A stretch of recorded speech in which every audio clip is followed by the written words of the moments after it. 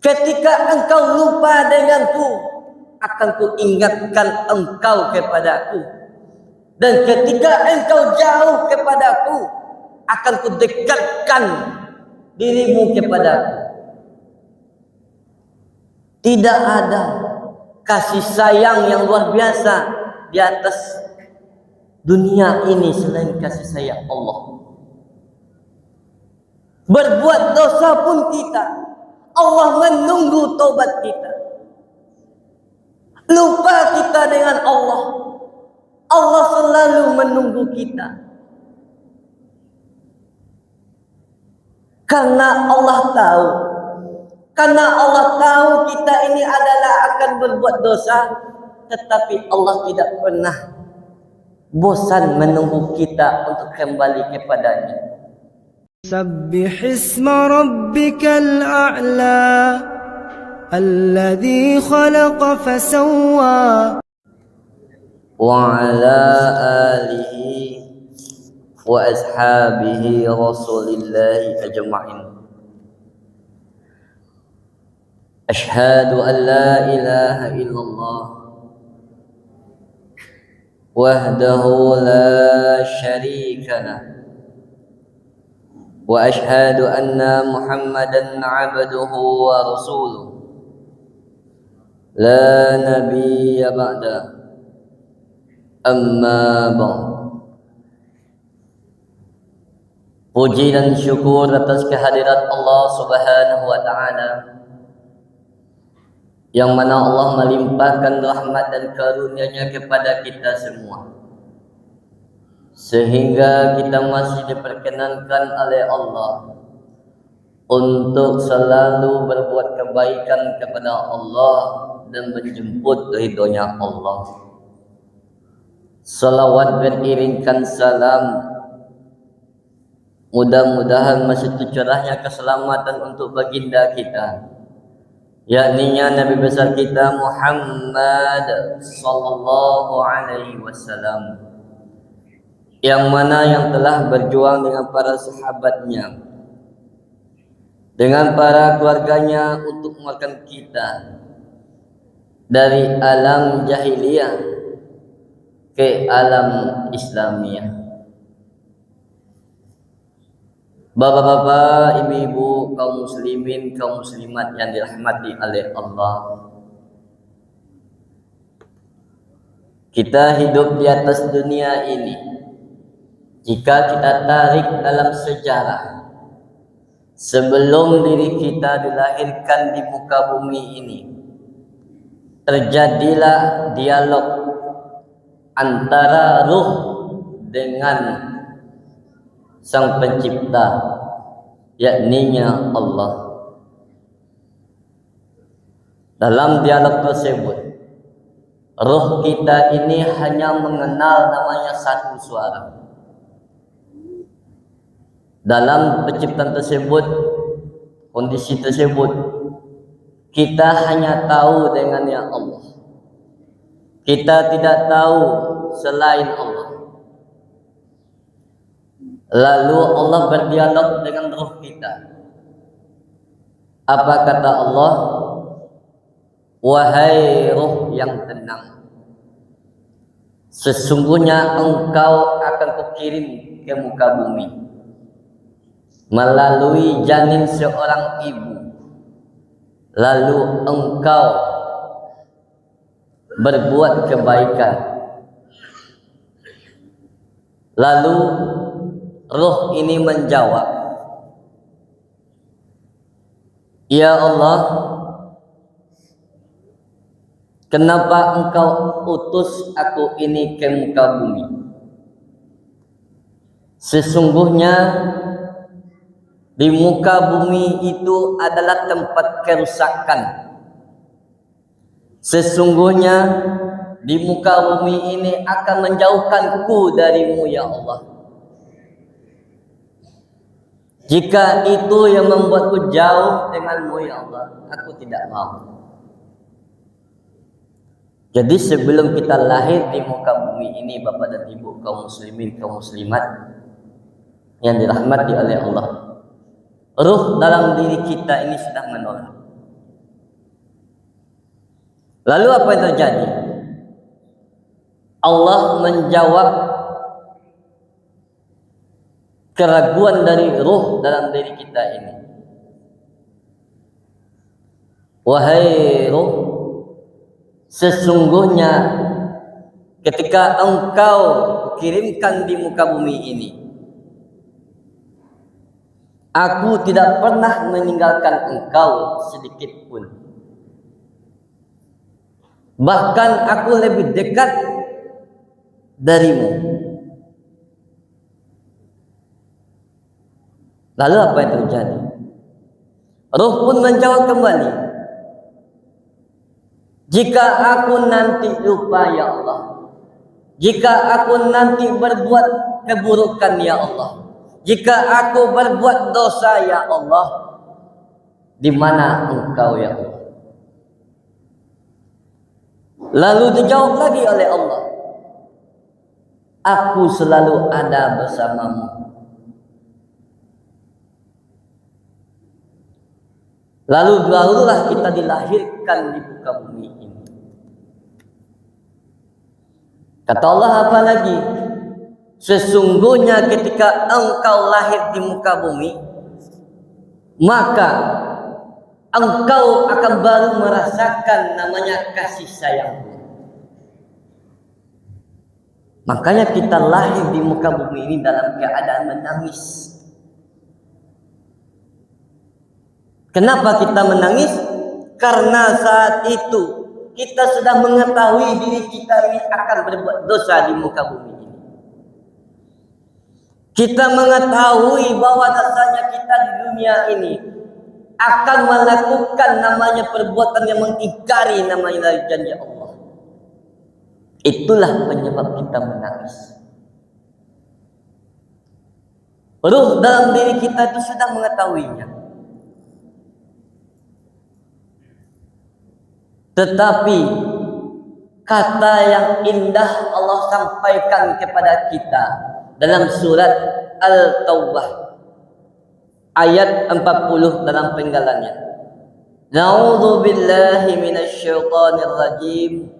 Bismillahirrahmanirrahim. Innallaha ma'ana. Sesungguhnya Allah bersama kita. Dalam keadaan apapun Allah dekat dengan kita. Ketika kita dalam keadaan yang jelek, ketika kita dalam keadaan berdosa, kata Allah, kalau engkau ingin kembali saja. Sujud kembali kepadaku. Saking luar biasanya cintanya Allah kepada kita. Apa kata Allah? Ketika engkau berbuat dosa, akan ku ampunkan dosamu. Ketika engkau lupa denganku, akan ku ingatkan engkau kepadaku. Dan ketika engkau jauh kepadaku, akan ku dekatkan dirimu kepadaku. Tidak ada kasih sayang yang luar biasa di atas dunia ini selain kasih sayang Allah. Berbuat dosa pun kita, Allah menunggu taubat kita. Lupa kita dengan Allah, Allah selalu menunggu kita. Karena Allah tahu kita ini adalah akan berbuat dosa, tetapi Allah tidak pernah bosan menunggu kita untuk kembali kepadanya. Bayangkan, ketika kita berbuat dosa pun Allah menunggu kita untuk kembali kepadanya. Maka tatkala ketika kita melihat seorang pendosa di muka bumi ini, mungkin di siang hari dia berbuat dosa, dia berbuat kejahatan. Ketika di malam hari dia minta ampun kepada Allah, pada hari itu Allah akan mengampuninya. lalu berbuat lagi maksiat, lalu berbuat lagi kejahatan, minta ampun lagi kepada Allah, Allah akan mengampuninya kembali lagi. Kasih sayang Allah tidak ada batasnya, Bapak dan Ibu, kaum muslimin, kaum muslimat yang dirahmati oleh Allah. Maka tatkala orang yang masuk ke dalam surganya Allah itu adalah orang yang paling sering bertaubat kepada Allah. Orang yang akan masuk surga itu adalah orang yang tidak pernah bosan mengingat kembali kepada Allah walaupun dia sering melakukan kesalahan yang sama. Allah inilah yang maha adil.